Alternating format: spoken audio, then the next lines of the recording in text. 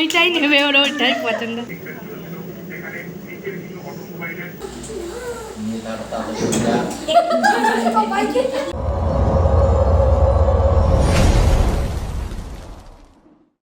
আজ চলে এলাম ভাইফোঁটার ভিডিও নিয়ে। হ্যাঁ, আমি জানি অনেকটাই দেরি হয়ে গেছে, কিন্তু ভিডিও যেহেতু তুলে রেখেছি শেয়ার তো তোমাদের সাথে করতেই হবে, তাই না? তো বেশি কথা না বলে চলো দেখে নিই ওই দিন কী হলো। সবার প্রথমে আমি আমার দাদা মানে কাকার ছেলেকে ফোঁটা দিয়ে নিচ্ছি। প্রতি বছর আমি চেষ্টা করি আমার দাদাকে দিয়েই ফোঁটা শুরু করার। ফোঁটা আসলেই একটা মানুষকে খুব করে মিস করি, সেটা হচ্ছে মামা বাড়ির দাদু। ছোটবেলায় তো বুঝতাম না, তখন বলতাম আচ্ছা আমি তো আমার দাদাদেরকে ফোঁটা দিই, তুমি কি আমার দাদা? তুমি তো আমার দাদা না, তুমি তো আমার দাদু, তাহলে কেন আমি তোমাকে ফোঁটা দিচ্ছি? সেটা বলার পরেও ফোঁটা দিতাম। এখন যদিও বুঝতে পারি সম্পর্কটা আসলে কী ছিল। যাই হোক, যে মানুষটা চলে গেছে তো চলে গেছে, তার কথা ভেবে মন খারাপ তো হয়, কিন্তু জীবন তো থেমে থাকবে না, জীবন যাবে জীবনের মতো। তোমরা অনেকেই লক্ষ্য করে থাকবে এই দিনে আমি প্রতিবার শাড়ি পরি, কিন্তু এই বছর তাড়াহুড়ো ছিল, তার কারণে শাড়িটা পরতে পারিনি। প্রতিবার বাড়িতে ফোঁটা দিয়ে আমি চলে যাই আমার মাসির বাড়িতে, সেখানে মাসির ছেলে তো আছেই, সাথে সেখানে মামার ছেলেও চলে আসে। এবারেও গেছিলাম, কিন্তু প্রতিবার মাসির বাড়ি গিয়ে আর আসি না, কিন্তু এইবার চলে আসতে হয়েছিল। বাড়িতে ফোঁটা দিয়েই সাথে সাথে চলে গেছিলাম মাসির বাড়িতে মাসির ছেলেকে ফোঁটা দিতে।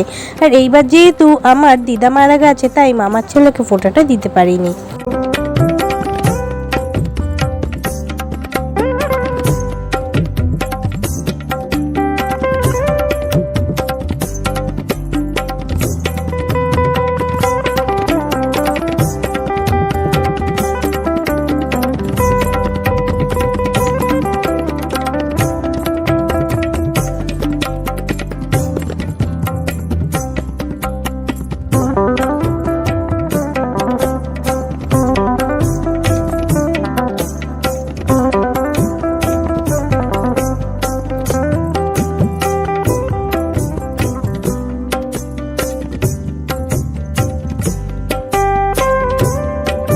এক্ষুনি যাকে ফোঁটা দিলাম সে আমার পিসির ছেলে। আর এইবার এখানে এসে একটা নতুনত্ব জিনিস দেখলাম। আমার মাসির বাড়িতে নাতি নেই, তাই কি হয়েছে, যার নাতনি আছে তাকেই দিদারা ফোঁটা দিচ্ছে। ওদের ভাগ্যটা সত্যিই ভালো বলতে হবে, আমাদের কখনো এইটা সৌভাগ্য হয়নি, আর আমাদের সময় এইগুলো চলও ছিল না। এখন তো এরকম নিয়ম খুবই হয়েছে যে নাতি নেই তাই কি হয়েছে, নাতনিদেরই ফোঁটা দিতে হবে।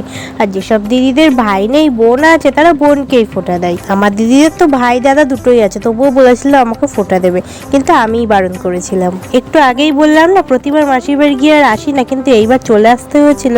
তার বড় কারণ হচ্ছে এই যে আমাদের প্রধান আকর্ষণ আমাদের রাই পাখি।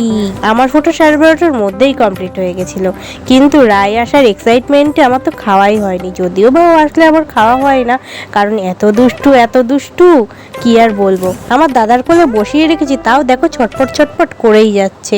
আর আমার দাদার মাথায় আশীর্বাদ করছে, ও ভাবছে ওর মাথাতেও দেবে, তাই মা বললো ওকেও একটু দিয়ে দিতে, তো ওর মাথাতেও দিল। এবার যেটা হলো বলা চলে খুবই বেঁচে গেছে, কারণ আমার দাদাকে যখন মিষ্টি খাওয়াচ্ছিল তখন দেখেনি, যদি দেখতো সেই মিষ্টি আর মুখ অব্দি যেত না। আর এখানে আসলে রায়ের একটু প্রবলেম হয়, কারণ কি আমাদের এই ঘরটাতে আলো একটু কম, আর ও একদম কম আলোতে থাকতে চায় না। আর এদিন মায়ের মনটা একটু খারাপ লাগছিল, কারণ মায়ের দুই নাতি থাকা সত্ত্বেও শুধু একবারই পেরেছিল দুই নাতিকে একসাথে ফোঁটা দিতে। সাথে এবার তো মামারও ফোঁটা হবে না, শুধু রিজুই ছিল, তাই রিজুকেই দিয়ে নিয়েছিল ফোঁটা। যখন ছোট ছিলাম ওই ফোঁটার দিনটা ছিল আমাদের কাছে খুবই স্পেশাল, কারণ কি এই দিন দিদার বাড়িতে সবাই যেত। সকালবেলা ফোঁটা হতো আর দুপুরবেলা সবাই মিলে জোর খাওয়া দাওয়া আড্ডা আর কি, সেই সব দিন ভুলে যাওয়ার নয়। বলে না বিশেষ দিনে বিশেষ মানুষের কথা মনে পড়ে মন খারাপ হয়ে যায়, আমাদেরও হয় সেরকমই। যদিও আমাদের বাড়িতে লক্ষ্মী এসেছিল, সেই কারণে সব মন খারাপই কমে গেছিল। বেবিরা তো এমনিতেই সুন্দর, আর রায়ের মুখের দিকে তাকালে সমস্ত দুঃখ ভুলে যাওয়া যায়। তো ওই দিনের মতো এখানেই ফোঁটা পর্ব সমাপ্ত ছিল। তারপরে সবাই খাওয়া দাওয়া করে বিকেলবেলা রায়কে নিয়ে গেছিলাম পার্কে। সেই রিলস তো তোমরা আমার ইনস্টাতে দেখেইছো। আমার দাদা প্রতি বছর ফোটাতে নিত্য নতুন গিফট দেয়, আর এইবার গিফট ছিল ওয়াচ। তো এই যে একটা ওয়াচ, আর পাশে আছে আর একটা। ভেবো না যে আমি দুটো ওয়াচ নিয়েছি, একটা ছিল আমার আর একটা ছিল বদ্দি ভাইয়ের। তো দেখাচ্ছি যখন দুটোই একসাথে দেখিয়ে দিচ্ছি। দুটো ওয়াচ কিন্তু আমি পছন্দ করে কিনেছি, আর ওয়াচ দুটো কেমন হয়েছে আমাকে কিন্তু জানাবে। আর এইটা ছিল আমার ওয়াচ, পাশেরটা ছিল বদ্দি ভাইয়ের ওয়াচ। তো এই ছিল ভাইফোঁটার ভিডিও। আর নেক্সট ভিডিওটা না কেউ মিস করো না, সেটা হচ্ছে আমাদের সবার জন্য খুবই স্পেশাল। তো দেখা হচ্ছে নেক্সট ভিডিওতে, টাটা।